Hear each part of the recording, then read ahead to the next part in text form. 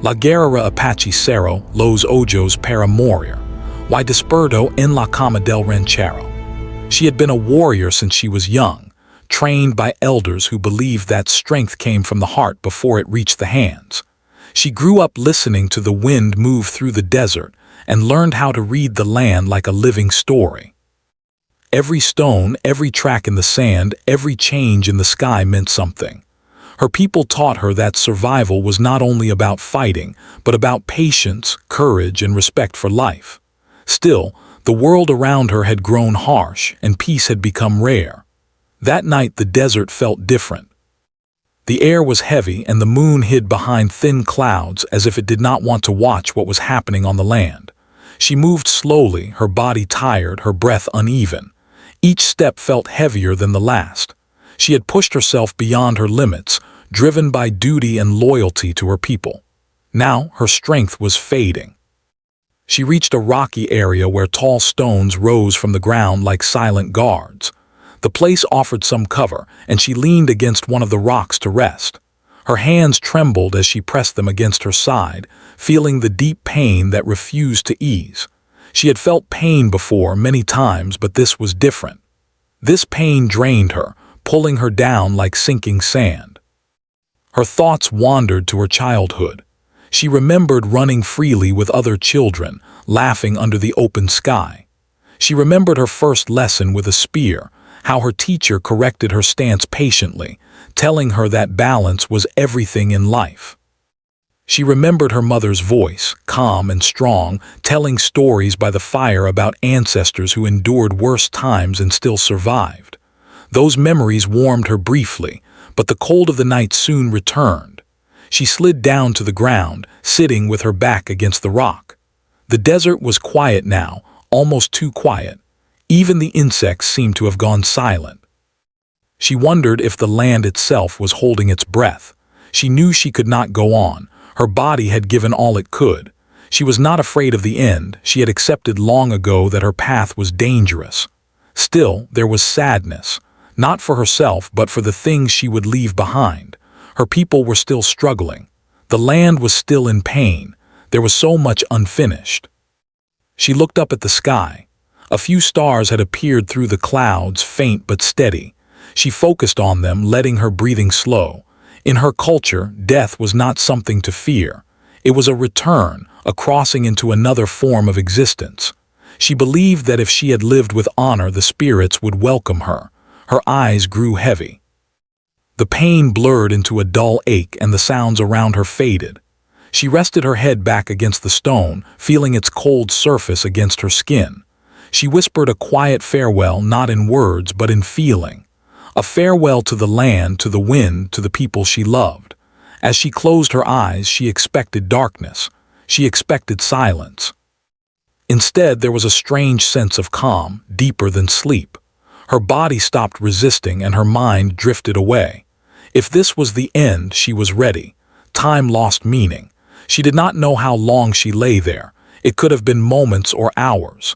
The desert night continued without her, the wind moving gently over the sand.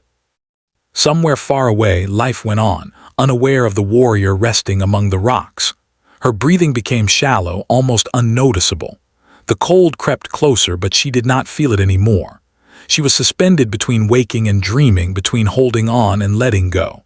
In that space, she felt memories blending together, faces, voices, songs, all becoming one soft echo. Then faintly something changed. At first it was only a distant sensation, like a sound heard underwater. She thought it was part of a dream. The ground beneath her seemed to shift slightly, and there was warmth where there had been only cold. Her body reacted without her choosing it, a small breath drawn deeper than before. She did not open her eyes. She did not know if she could. But somewhere deep inside, a quiet spark refused to go out. It was not fear or hope, just instinct, the same instinct that had kept her alive through many hardships. The night around her did not end yet. The stars still watched from above. The desert still held its silence. But unseen to her, something had already begun to change her fate. She remained still, eyes closed, believing she was slipping away. She had no idea that this moment, which she accepted as her last, was only the turning point. The path she thought was ending was about to bend in a direction she could never have imagined. In the stillness of the desert between stone and sky, the warrior rested, unaware that dawn would not find her where she lay. She had closed her eyes to die, trusting the old ways and the spirits of her ancestors. But life, quiet and stubborn, had other plans for her. It was not the sharp heat of the desert sun or the fire of battle. This warmth was gentle, steady, and unfamiliar. It wrapped around her like a thick blanket, pulling her slowly out of the deep darkness where she had been drifting. For a long time she did not understand what she was feeling. Her mind struggled to wake, confused and heavy. Sounds followed the warmth, soft sounds, a faint crackle like wood settling, a low murmur of wind, not the open desert wind she knew so well, but something quieter, controlled. Her breathing changed without her thinking about it. It grew deeper, steadier. She tried to move and felt pain again, sharp enough to remind her that she was still in her body. A quiet sound escaped her lips before she could stop it. The sound surprised her. If she could feel pain, if she could make a sound, then she was not where she thought she would be. Her eyes fluttered but did not open yet. Fear crept in, slow and careful.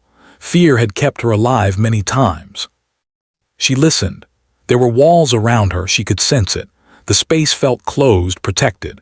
The air smelled strange, clean, but mixed with the sharp scent of plants she did not recognize. Beneath that was another smell, smoke, old wood, and earth. She opened her eyes. Light hit her gently, not blinding, but enough to make her blink several times. Above her was a wooden ceiling. Rough beams crossed over her, solid and real.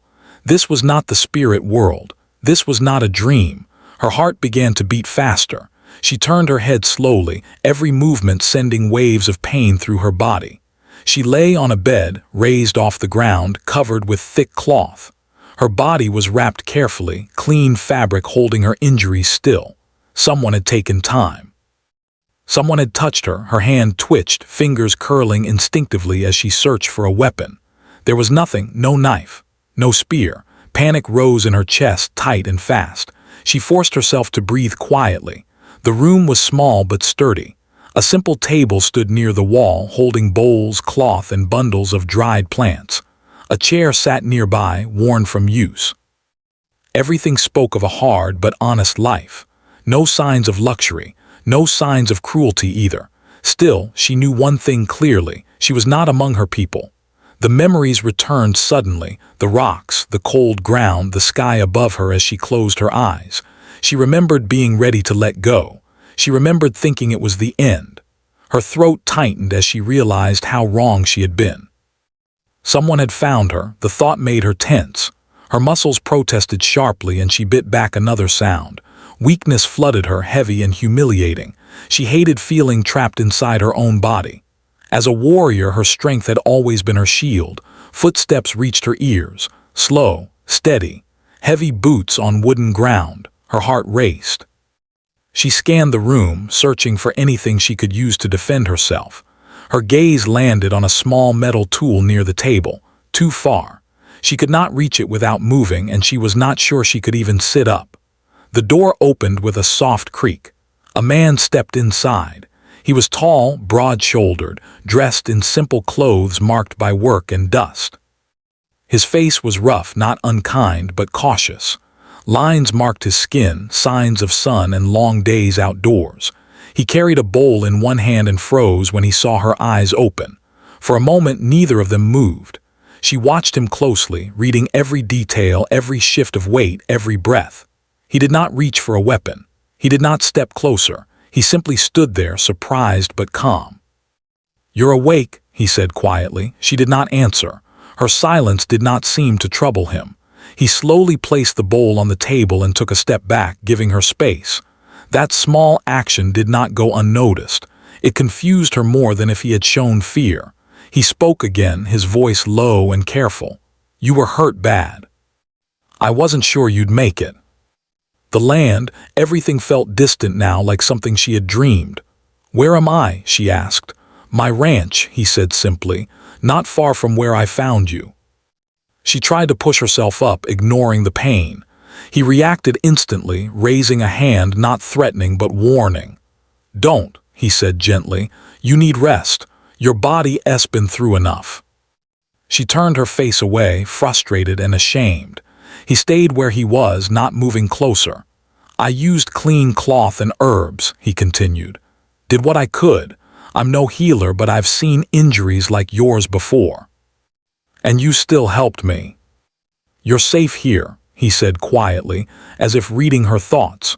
"At least until you're strong enough to decide what comes next." As darkness claimed her again, one thought stayed clear in her mind. She had survived, and survival, she knew better than anyone, always came with consequences she could not yet see. The next time she woke, the light in the room was softer. The day outside had moved on, and shadows stretched across the wooden floor. Her body still hurt, but the sharp edge of pain had eased into something dull and steady. It was the kind of pain she knew well, the kind that meant healing had begun. She lay still, listening. There were sounds outside now. The low call of animals, the creak of leather, footsteps moving across dirt. This place was alive in a quiet way. Not like a village, not like a camp preparing for battle, but steady and slow. The door opened again. The rancher stepped inside, this time carrying nothing. He noticed her eyes were open and gave a small nod, as if greeting someone he did not want to disturb. "You slept long," he said. She did not answer right away. She studied him instead. In daylight, she could see more details. His hands were rough, marked by old cuts and hard work. His clothes were clean but worn. Everything about him spoke of effort and routine, not cruelty. "How long this time?" she asked. "Most of the day," he replied. "That's good. Your body needs it."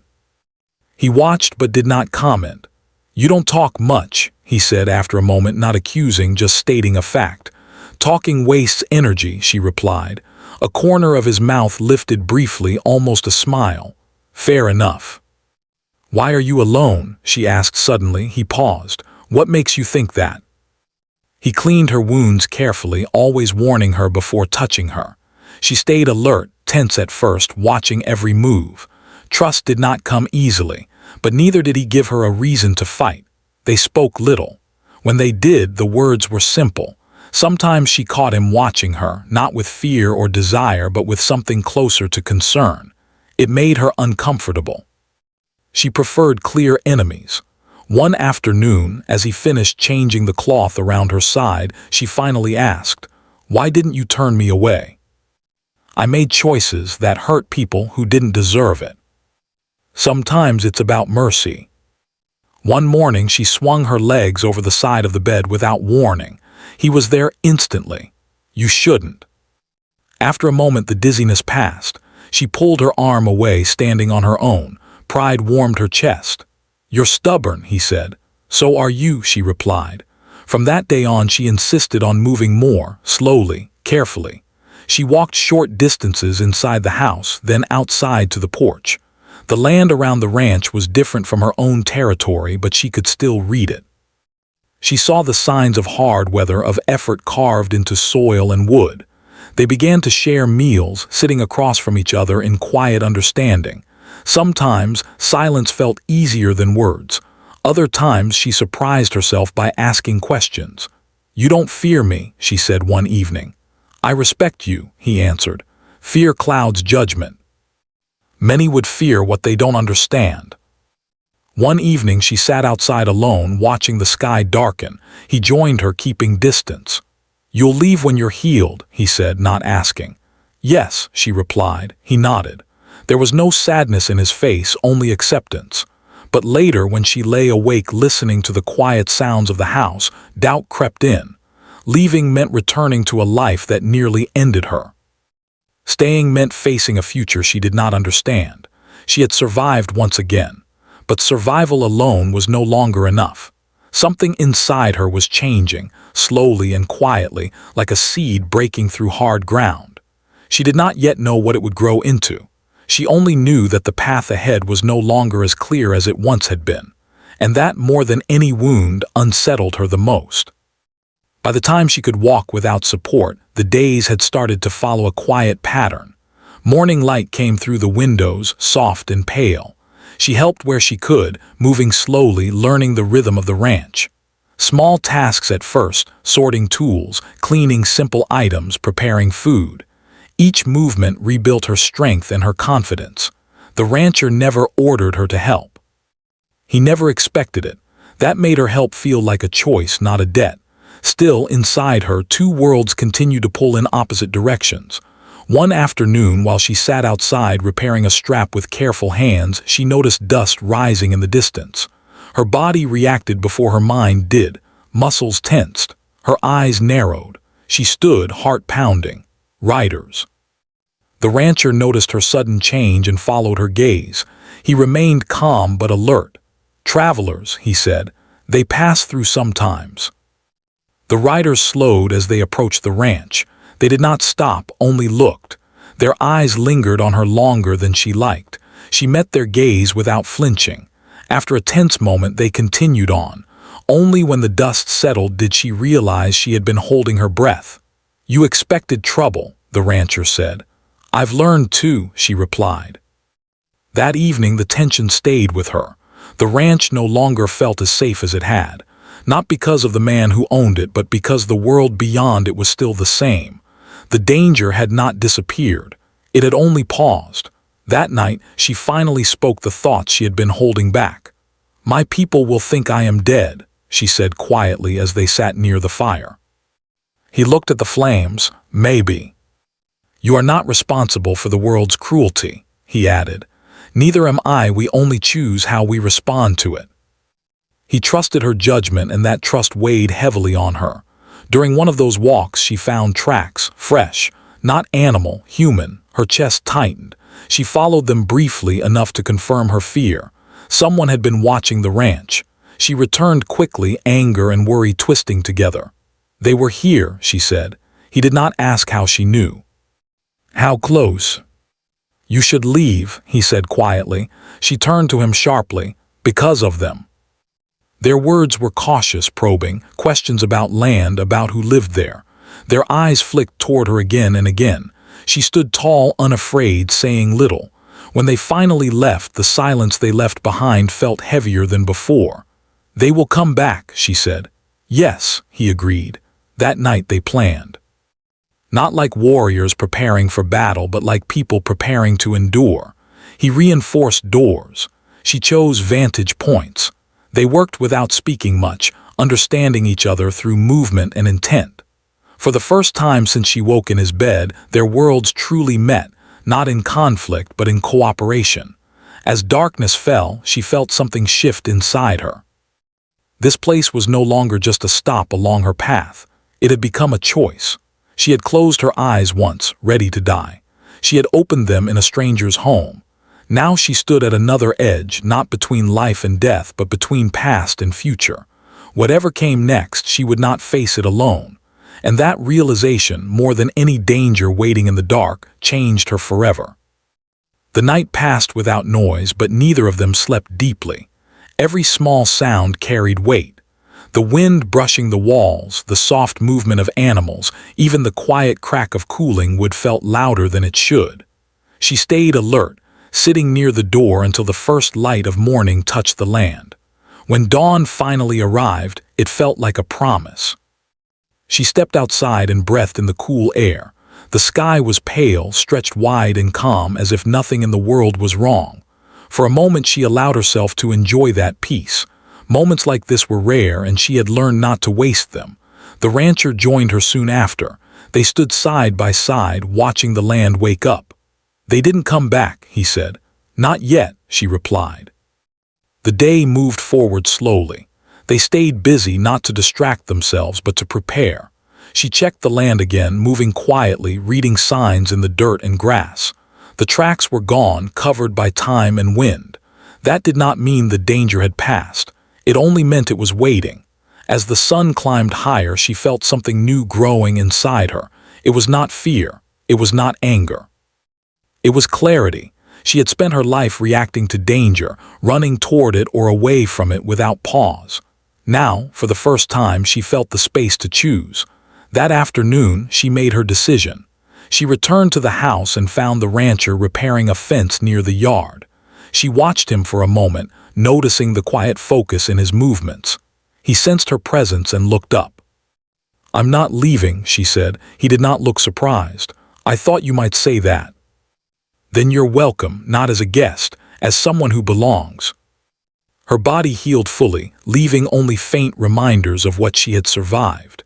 She worked beside the rancher, learning the ways of the ranch, sharing her own knowledge of the land. They spoke more now, not out of need but comfort. Sometimes they talked about the past. Sometimes they did not talk at all. At night, she no longer dreamed of dying among the rocks. Instead, she dreamed of walking forward, though the path ahead was still unclear. One evening, as the sun dipped low and painted the sky in soft colors, she sat alone and thought about her people. She had not forgotten them. She never would. She honored them in the way she lived now, aware, strong, and balanced. Survival had given her a second life. Living it with purpose was the true challenge. The ranch became more than shelter. It became ground she defended, cared for, and respected. She did not abandon who she was. She expanded it. Warrior, protector, woman of the land, these parts of her no longer fought each other. One morning, she stood at the edge of the property and looked toward the horizon. She knew that one day she might walk that way again. The world was wide and her story was not meant to stay still forever, but for now she stayed. She had closed her eyes once, believing her journey had ended. Instead, it had changed direction. She had awakened in a stranger's bed, confused and weak. Now she stood on her own ground, clear and steady. Life had not spared her. It had chosen her. And this time she chose it back.